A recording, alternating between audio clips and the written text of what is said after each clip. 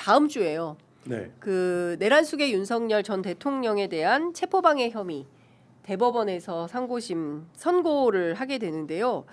자, 이거는 정필승 변호사님께 먼저 여쭤보도록 하겠습니다. 어떻게 예상하십니까? 이건 그냥 산수만 해보면 돼요. 산수? 예. 네. 2심 판결이 4월달에 나왔거든요. 네. 그리고 대법원이 지금 7월 9일날 발표한다는 거잖아요. 네. 4개월 이내에 발표하는 거예요. 이러면 그냥 인용이다. 인용이다. 예, 그냥 그 아니야 인용이 아니라 기각이다. 기각? 예, 기각이다. 이거는 뭐 윤석열 의견을 들어볼 필요도 별로 없다라는 뜻에 가까워요. 네. 보통 이제 4개월 이내에 판단을 내릴 때는 심리 네. 불속행이라 그래가지고 네. 그 정말 대법관들 책상에도 안 올라가고 판단이 되는 경우가 많아요. 예. 근데 이거 이제 사건의 중대성이라든지 역사적 의미 같은 걸 봤을 때 예. 보면 전원 합의체도 올라가지도 않았거든요. 전원 합의체도 올라가지도 않고 그러면 부에서 대법원 부에서 판단한 것 같은데 예. 예 그러면 그냥 일치된 의견으로 2심 판단을 확정지을 가능성이 높다.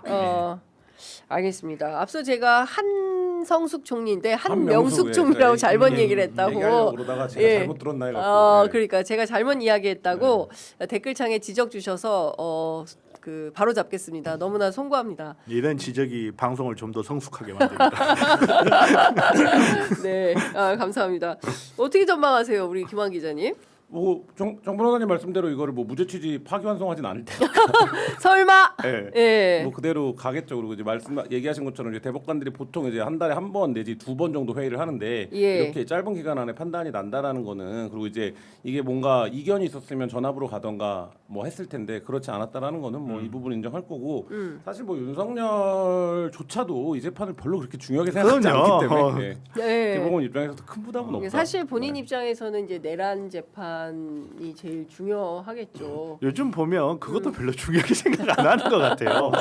근데 재판을 보고 있으면 너무 킹받아 요즘 킹받아? 말로. 예. 진짜 관심도 없고 심드렁 하고 예. 이거 지금 뭐냐 뭐 이거 무슨 재판이냐 뭐 이렇게 묻는 그냥 빨리 태도고. 빨리 끝내고 그냥 네. 그가 감옥에서 편하게 그것이 지낼 수 편한 있도록 여생을 보낼 수 있게끔 그렇게 좀 정리하면 좋겠다. 재판을 계속하는 게 무슨 의미가 있냐 이제 이런 말씀까지 주신 건데요.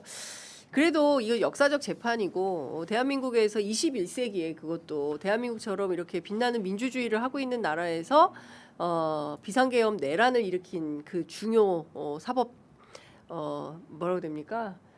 사범이기 때문에 이거는 뭐 국민들이 어쨌든 눈을 부릅뜨고 감시해야 되는 재판인 거다. 근데 이 이런 사건이 굉장히 중요한 사건이긴 해요. 왜냐하면 이게 이제 관절을 요새하고 사법질서 자체에 저항하고 그다음에 이제 여기서부터 윤 어게인이 시작이 된 거잖아요. 그렇기 때문에 이제 이 사건 굉장히 중요하고 그 흐름이 지금까지 이어져서 이제 각종 뭐 혐오나 차별이나 뭐 이런 것들을 낳고 있는 정치적인 기획의 흐름의 시작이기 때문에 굉장히 중요하고 요 재판이 이루어진 다음에 이거를 이제 같이 했던 이제 국민의힘 의원들이라든지 좀 확장돼서 예를 들면 사법질서나 사법제도에 저항을 하면 우리가 어떠한 이제 말하자면 처벌을 하는 기록을 남기는 걸까? 뭐 그들을 모두 다 형사처벌하고 이런 뭐 구속하고 이런 얘기가 아니라 그거 자체를 하는 거는 굉장히 좀 필요한데 거기까지는 지금 못 나가고 있는 것 같아서 조금 아쉬움도 일단 있습니다. 특검에서는 체포방해 네, 혐의로 입건해서 세 명의- 수사한다라고 그렇습니다. 이야기를 했고 예.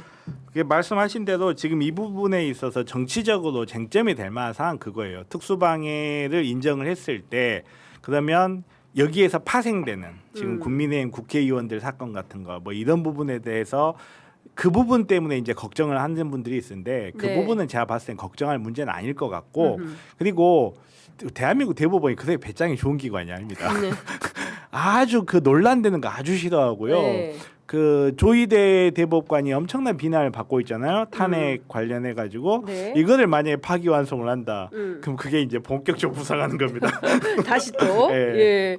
예. 그런데 이건 어떻게 보십니까? 이제 앞서 말씀해 주신 대로 체포방해 사건은 대한민국 역사에서도 정말 쉴 수 없는 상처를 남긴 사건인데 거기 그 지금 당장 그 체포해라고 하면서 수많은 2030 청년들이 스스로 키세스가 돼가지고 길바닥에서 몇 날 며칠을 보낸 거예요. 은박지 담요 하나 뒤집어쓰고 이제 이들에게 이 체포방해 혐의가 윤석열에게는 그냥 그런 재판일지 모르겠지만 그 현장을 지키고 있었던 수많은 시민들한테는 이 사건이 어떻게 되느냐 그렇죠. 굉장히 예. 중요한 거고 그 공수처의 그 검사 그리고 경우에 따라서 거기서 누구라도 총 한 방 쐈더라면 나라는 그냥 완전히 아수라장이 될 뻔했었던 뭐 아주 대포도 있다 이런 얘기 얘기 했던 그러니까요. 거잖아요. 그리고 뭐 칼을 써서라도 나를 지켜라. 그렇죠. 뭐 이런 네. 말도 안 되는 망언을 했었던 거고 당시 경호처가 보였던 태도 이것도 상당히 심각했는데 관련해서 이제 국민의힘 의원들이 나갔잖아요. 현장에 몇 번이나. 네. 그래서 종합특검이 그 김기현, 권영진 그리고 윤상현 세 의원에 대해서 입건을 했는데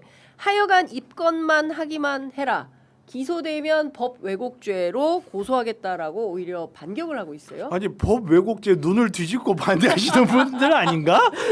그렇죠. 어. 예, 법 왜곡죄 필리버스터도 했던 걸로 기억합니다. 그러니까요. 예, 한번 그런데 본인들이 나서가지고 일단 아유, 만들어지니까 그렇죠. 쓰네. 이용을 해요. 제가 이 윤석열 체포 그러니까 저지할 때 저지 막 하고 관저 요새할 때 이게 법치주의를 너무 잘 만들어 나갔고 윤석열도 그걸 누리고 지금 저거를 무슨 뭐 기소가 올바르네 관할지를 옮긴 게 맞네 안 맞네 재판 내내 그랬거든요. 사실 네. 초반에. 그러니까 그런데 이제 이 의원들이 본인들이 한 행위에 대한 반성이나 정치적인 성찰 없이 이거를 또 이제 본인들이 그렇게 반대했던 제도를 악용해서 네. 법꾸라지라고 해야 되니까 뭐 법 테크니션이라고 해야 되니까 뭐라고 불러야 될지 모르겠는데 그런 모습을 보인다는 것 자체가 그러니까 네. 이게 오늘을 살아가는 입장에서 약간 자괴감이 들 때가 있어요. 아니, 이게 그러니까. 이러려고 만든 법이 아니고 이러려고 만든 제도가 아닌데. 아니, 근데 지금 근데- 무슨 얘기하냐면 좀비 특검이 무도한 정치 테러를 하고 있다. 일단 하던 거는 계속 하시고요. 일단은 이걸 가지고 법 왜곡죄를 운운한다는 게 무슨 뜻이냐면 지들도 지들이 기소되는 거 안다는 거예요. 사실, 예. 나기소, 너기소가 아니라 그렇죠. 나기소. 내가 기소가 된다는 걸 아는 거예요. 기소 예감. 그렇죠. 얘네들이 본인들이 한 짓을 원래 예. 세상에 제일 무서운 말이 뭔지 아세요? 법조계에서는 어떤 겁니까? 네 죄를 네가 알렸다요. 어. 세상에 제일 무서워요. 예. 그 본인들이 무슨 행위를 했는지 본인들이 제일 잘 알거든. 그리고 그 안에는 법조인 출신들이 제법 있단 말이에요. 우리나라에서 공무집행 방해, 체포 방해 같은 거를 법 적용을 어떻게 하는지 너무나 잘 알고 있기 때문에 네. 물론 이제 자기네들 딴에는 거기에서 뭐 적극적 방해는 하지 않고 뭐 뒷짐 지고 있었고 뭐 이런 이야기는 하더라고요. 네. 하는데 사실 우리가 판례대로 따라가면 그것도 방해로 볼 수 있어요. 그렇죠. 그러니까 그런 문제들을 본인들이 제일 잘 알아요. 그리고 그거를 증거가 안 남은 것도 아니야. 영상부터 시작해가지고 수많은 증인들까지 다 했기 때문에 네. 본인들이 아는 거예요. 기소될지. 그러니까 기소되기 전에 자기네들끼리 정치적으로 문제를 해결하려고 할 거예요. 아마 네. 틀림없이 제가 봤을 때는 또 나옵니다. 제가 제 것만 빼달라 했습니까? 전화하셨잖아요. 전 나온다고 봅니다. 전화했잖아요. 막 이렇게. 그럼 어디에 또 전화해서 로비를 할 거다. 그렇죠. 야, 근데 그거는 빼박인데 그렇게 되면 그것도 사실은 그러면은 로비에 해당하면 그것도 아니 근데 제가 누구를 이야기하는지 저도 모르겠는데 그분께서는 이미 기소 청탁도 한번 하셨고 네.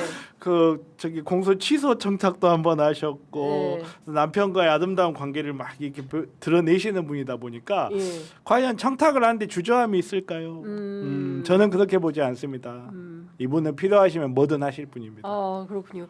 어쨌든 지금 특검팀에서 기소 가능성은 좀 높다고 봐야 되는 네. 거죠. 그렇기 때문에 법외국죄로 맞받아치겠다라는 건데 이렇게 되면 체포방해 혐의로 윤석열 재판보다는 오히려 국민의힘 의원과 관련된 사건이 더 주목받는. 근데 반드시 처벌이 필요한 거 아닌가 맞아요. 싶어요. 당연하죠. 네. 제가 말씀드린 것처럼 이 부분에 대한 판례를 남기는 건 굉장히 중요한 거고 이게 다른 게 아니라 대통령까지 지낸 이가 국회의원을 지낸 이들이 대한민국의 형사사법제도 자체를 부인해 보겠다고 부정해 보겠다고 저항했던 거 아닙니까? 네. 근데 이 부분을 어떻게 처벌을 안 하고 넘어갈 수 있겠냐 이런 생각 들고 저는 서부지법 폭동 사태에 대한 처벌도 굉장히 약했다라고 생각하는 입장이에요. 그러니까 예를 들면 우리가 이른바 이제 그 범죄 예방에서 엄벌주의 얘기를 하는데 엄벌주의를 써봐야 한다면 그런 때라고 생각해요. 예를 들면. 맞아요. 맞습니다. 근데 이제 그거를 너무 약소한 처벌이 이루어졌는데 이 부분도 사실 이제 마찬가지로 적용을 해야겠죠. 알겠습니다. 저는 엄벌주의를 굉장히 반대하는 사람임에도 불구하고 이런 거는 제대로 된 처벌이 반드시 필요해요. 그러니까 네. 아니 이거를 만약에 처벌 안 하잖아요. 그러면 올공에서 그렇죠. 뺨 맞고 구속된 애는 네. 혼자 바보 되는 거야. 이거 처벌 안 하잖아요. 그러면 올공에 있는 애들 대부분 달려가야 돼요.